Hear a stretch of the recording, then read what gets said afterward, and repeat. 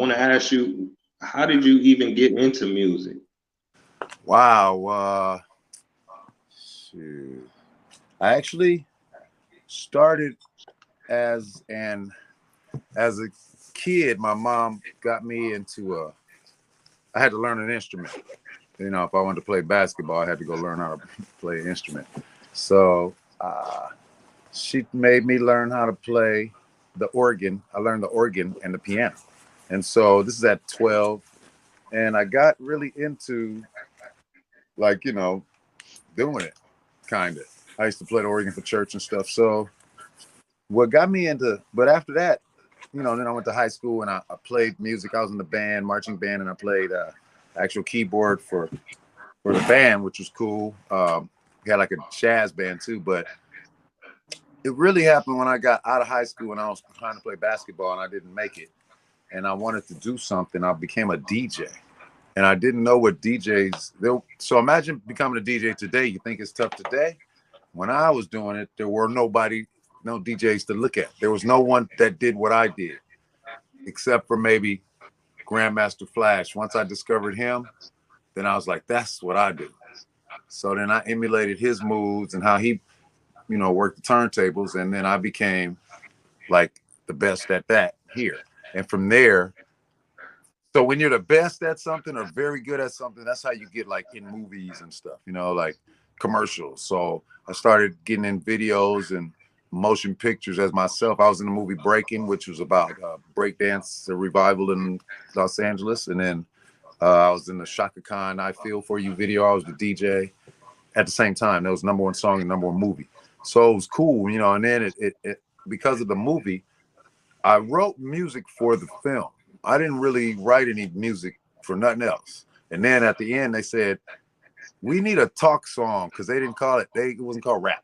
It just was talk. They didn't know what to call what they were doing. We knew it was rapping, but the white folks, they didn't know. So they said, can you do one of those talking things over one of the tracks from the movie? So me and Ice-T made Reckless. And, from there, that was my first foray into producing a vocalist. Ever since. That was 1984. Wow, that's major, man. That's what's up. Now, Thank you, Breaking, Dad. I how snuck you in did the you, back door. right, but how did you even connect with, a film project like that? So the film, check this out. This is how God works. The movie was, so this club I DJ'd at called Radio, it was where hip hop, New York style hip hop began in Los Angeles. So it was like a happening place. Like stars would come to the club, celebrities and stuff, but it wasn't a Hollywood thing. It was it was just like a neighborhood house party almost. But we had a stage and they had the floor, they would break dance. So these cats were like watching us do our thing. So some producers and stuff used to come, film producers, and these guys said, we're gonna make a movie about this place. So they made a movie about the place I worked at. Let's get it? I didn't get in the film business. The film business came to my club.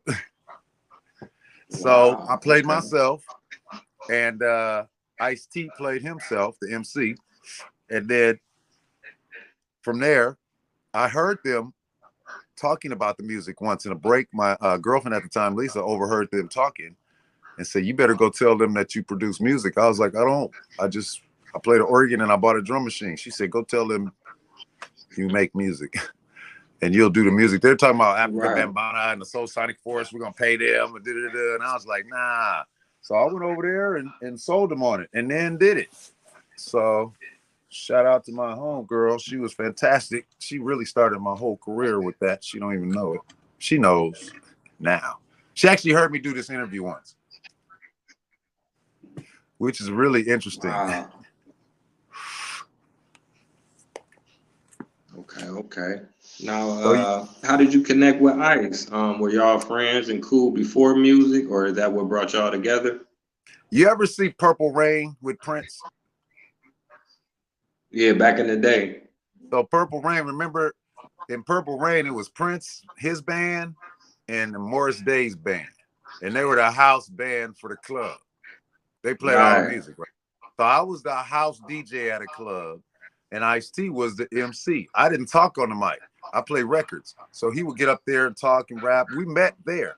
We both he tells a story where I was there when he got there. I tell a story he was there when I got there. We don't know who was there. We just was both there. Right. So with that, I met Ice, we working together. So we kicking it, we meet. God got a way in my life. Like I met the same way with Dr. Dre. My buddy brought him to my house. Like that's how I met him, at my house. I didn't have to go nowhere.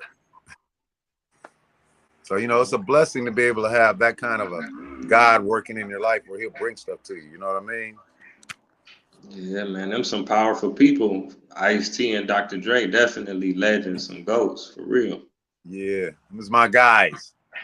Oh yeah, no doubt, no doubt. Now, what was the hip hop scene in LA like in comparison to what we were seeing in like New York? Were y'all doing the same thing, or did y'all have like a different twist to it in the early 80s, like you say 84 and 85? Man, 83, 84. So the movie came out in 84. We started clubbing like 82. So like 82, 83. The club I was working for, radio, it was the only hip hop access I knew. Like it wasn't like in New York, you could walk around and you see hip hop, Some guy might be rapping with a drum machine, or another guy might beatbox, or not a drum machine, but radio. Another guy might beatbox, or another guy you might see a DJ in the park. See, in New York, you might see a DJ. So in LA, it wasn't like that. Not until we were that. We were the DJs in the park.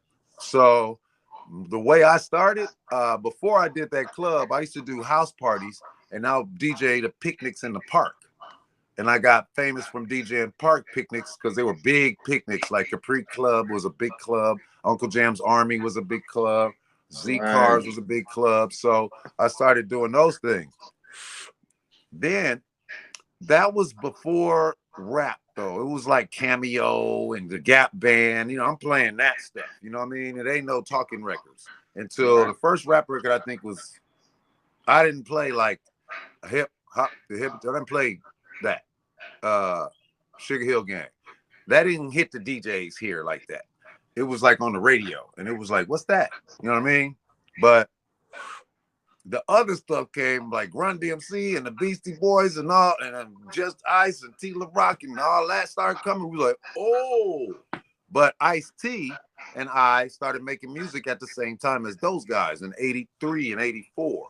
So we're the same. Like, I got a record before KRS-One type. You know what I mean? So it's like I was the first person. Me and Ice-T were the first people on the West Coast hip hop scene to have platinum records. Nobody had that. They didn't even have a gold record. This is 84. Wow, that's history. Yeah, so it was no real hip hop scene. It was just radio, and it was what I was in. I was the DJ cutting and scratching, and we had break dancers and everything that we saw, we were doing. It wasn't like YouTube where you could see what somebody did today. But like we had guys like Oz or Crazy Legs. They come back and forth. One summer they come and show us the new shit. Like it's a year later or months, but this new. So yeah, hip hop was like, remember Ice-T, LL Cool J. These are the earliest guys. There was no NWA. Like you had, Spoonie G. You had Curtis Blow. Those guys on the East Coast they have quite a few rappers before us. I think Run DMC and all them did they 83 thing. It was 82, 83. But we came 84 with like Soul Sonic Force and that stuff. We were that. So, well, I was. And the DJs were. Ice-T wasn't that. He was trying to be whatever he became. But that stuff, that up tempo, that was the dance. That was the get girls. Okay. They like to dance to that. They still do, actually. Oh yeah. Oh yeah.